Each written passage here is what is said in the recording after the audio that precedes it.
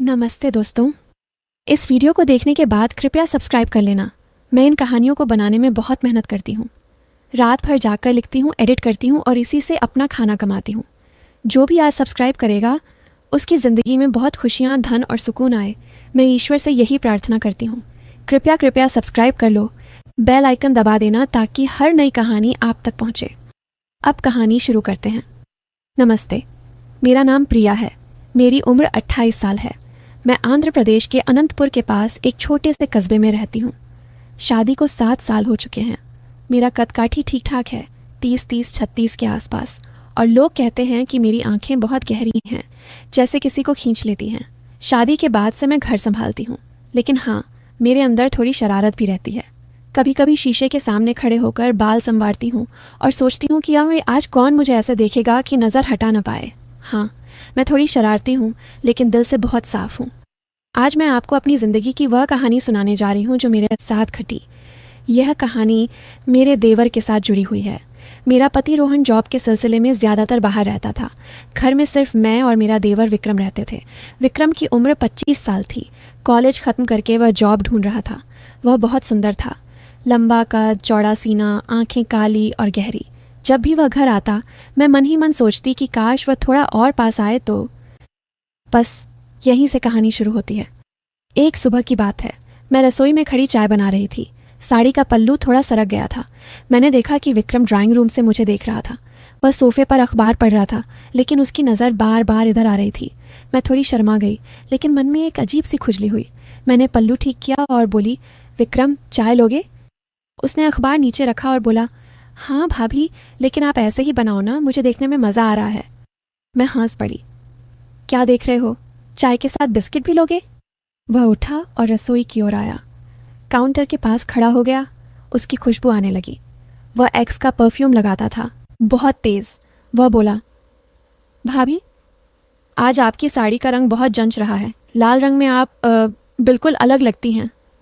मैं थोड़ा झुककर कप देने लगी तो उसका हाथ मेरे हाथ को छू गया, जैसे बिजली का झटका लगा।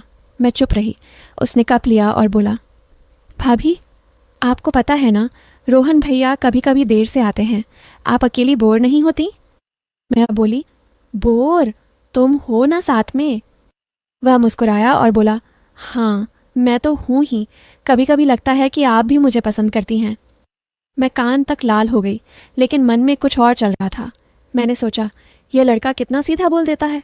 फिर भी मैंने मजाक में टाल दिया, अरे चुप करो, चाय पियो और जॉब ढूंढो। उस दिन के बाद कुछ अजीब होने लगा। हर सुबह वह रसोई में आ जाता, कभी बर्तन धोने में मदद करता, कभी मसाला चखने के बहाने पास खड़ा हो जाता।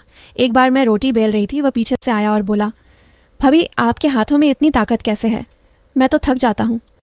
मैं हंसकर बोली, तो सीख लो ना। उसने मेरा हाथ पकड़ा और बोला, हाँ, सिखा दो। उसकी उंगलियों ने मेरे हाथ को दबाया। मैं रुक गई। दिल जोर जोर से धड़क रहा था। वह बहुत पास था।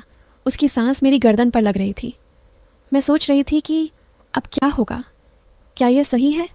लेकिन मन के एक कोने में एक अजीब सी खुशी थी। फिर वह पीछे हटा और बोला, सॉरी भाभी, मैं मजाक कर रहा था। मैं कुछ नहीं बोली, बस चुपचाप रोटी बेलती रही। लेकिन उस रात नींद नहीं आई। मैं सोचती रही, अगर रोहन न होता तो। नहीं, ऐसा नहीं सोचना चाहिए। अगले दिन और रोचक था। शाम को घर का इन्वर्टर ख़राब हो गया। घर में अंधेरा था। मैं मोबाइल की रोशनी में काम कर रही थी। विक्रम आया और बोला, भाभी, इन्वर्टर का फ्यूज़ चेक करना पड़ेगा। मैं बोली, चलो देखते हैं। हम दोनों इन्वर्टर के पास गए। वह झुककर देखता रहा। मैं टॉर्च पकड़े खड़ी थी। उसकी शर्ट ऊपर चढ़ी हुई थी, पेट की मांसपेशियाँ दिख रही थीं। मैं नज़र नहीं हटा पाई। वह बोला, भाभी, टॉर्च थोड़ा नीचे करो। मैं झुकी। हम दोनों बहुत पास थे। उसका हाथ मेरी कमर को छू गया, जैसे जानबूझकर। मैंने सांस रोक ली। वह बोला, हो गया, अब चलेगा? लेकिन वह हटता नहीं था। मैं बोली, विक्रम, हट जाओ ना। वह मुस्कुराकर बोला, भाभी, आपकी सांसें तेज़ हो रही हैं, डर लग रहा है? मैं बोली, नहीं, बस थक गई हूँ। उस रात मैं अपने कमरे में लेट गई। दिल अभी भी धड़क रहा था। सोच रही थी कि यह क्या हो रहा है। क्या मैं गलत हूँ या वह? दिन बीतते गए। अब हर रोज़ कुछ न कुछ होता। कभी वह जिम करता और शर्ट उतार कर आता, पसीने से भीगा हुआ। मैं कपड़े धोने के बहाने देखती रहती। कभी मैं नहाने गई, बाथरूम का ताला ख़राब था, वह बाहर से आवाज़ देता, भाभी तौलिया लाऊं? मैं चिल्लाती, नहीं चाहिए। लेकिन मन में एक आग सी जल रही थी। मैं सोचती कि अगर एक बार वह मुझे गले लगा ले तो।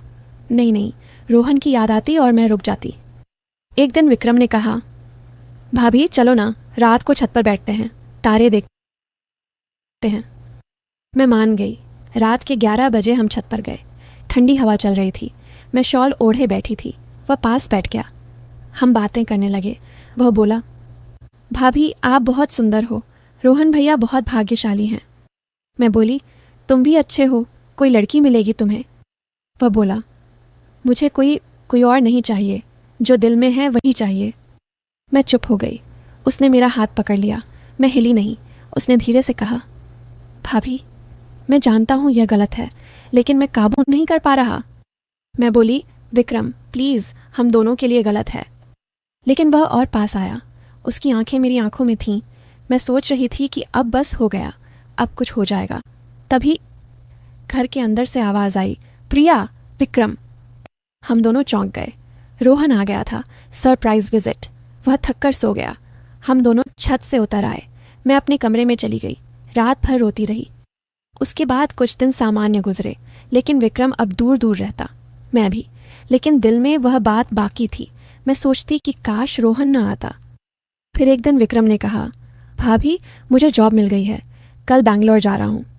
मैं टूट गई, लेकिन बोली, बहुत अच्छा, मुबारक हो। उस रात वह मेरे कमरे के दरवाजे पर दस्तक देकर आया। मैंने दरवाज़ा खोला। वह बोला, भाभी एक बार गले लग जाओ, बस एक बार। मैं रो पड़ी। उसने मुझे गले लगा लिया बहुत देर तक, लेकिन उसने कुछ और नहीं किया, बस गले लगाया और बोला, भाभी मैं जा रहा हूँ, आप खुश रहना। मैं रोती रही। वह चला गया। कहानी यहीं ख़त्म नहीं होती। कुछ महीने बाद रोहन ने फ़ोन किया कि विक्रम एक्सीडेंट में मर गया, कार क्रैश। मैं टूट गई, रोने लगी। लेकिन घर में एक अजीब सी खामोशी थी। एक रात मैं रसोई में खड़ी थी। अचानक पीछे से आवाज़ आई, भाभी। मैं पलटी। विक्रम खड़ा था, वही शर्ट, वही चेहरा। मैं चिल्लाई, तू मर गया ना? वह बोला, भाभी मैं यहीं हूँ, तुम्हारे पास। मैं पीछे हटी। वह पास आया। उसकी आंखें लाल थीं। उसने कहा, भाभी वह रात जो हम छत पर थे, मैं वापस आ गया हूँ, अब हम साथ रहेंगे। मैं डर गई। उसने हाथ बढ़ाया। उसका हाथ ठंडा था, बिल्कुल बर्फ जैसा। मैं भागी, कमरे में बंद हो गई, लेकिन दरवाज़ा खुद खुल गया। वह अंदर था। उसने कहा, भाभी मैं तुमसे प्यार करता था, अब मैं यहीं रहूँगा हमेशा। मैं चिल्लाई, जा तू भूत है। वह हंसने लगा। हंसी बिल्कुल विक्रम जैसी थी, लेकिन गहरी और डरावनी। उसने कहा, हाँ मैं मर गया, लेकिन मेरी आत्मा तुम्हारे पास अटक गई, क्योंकि तुम भी तो मुझे चाहती थी ना। मैं रोने लगी। फिर रोहन उठा, लेकिन उसने कुछ नहीं देखा। वह सोता रहा। मैं समझ गई, यह सिर्फ मुझे दिख रहा था। हर रात वह आता, कभी रसोई में, कभी छत पर, मुझे छूता, कहता, भाभी अब हमारे बीच कोई नहीं, बस हम दोनों। मैं पागल हो गई। डॉक्टर के पास गई, दवाई ली, लेकिन वह नहीं गया। आखिर में मैंने फैसला किया, मैं इस घर को छोड़ दूंगी। लेकिन जब मैं जा रही थी, वह पीछे से आया। उसने कहा, भाभी तुम नहीं जा सकती, तुम मेरी हो। मैं भागी, ट्रेन पकड़ी, लेकिन ट्रेन में भी वह बैठा था मेरे सामने, मुस्कुरा रहा था। अब मैं यहीं हूँ, ये कहानी सुना रही हूँ, लेकिन मुझे लगता है वो कहना ये अभी भी मेरे पास है, मेरी सांसों में, मेरी आवाज़ में। दोस्तों, अगर आपको यह कहानी पसंद आई हो तो लाइक कर देना और सब्सक्राइब कर लेना, क्योंकि यह कहानी सच है और मैं अभी भी उसके साथ हूँ। बस इतना ही। शुभ रात्रि। कहानी समाप्त। यह कहानी केवल मनोरंजन के लिए है। इसे सच न समझें। सब्सक्राइब ज़रूर कर लेना।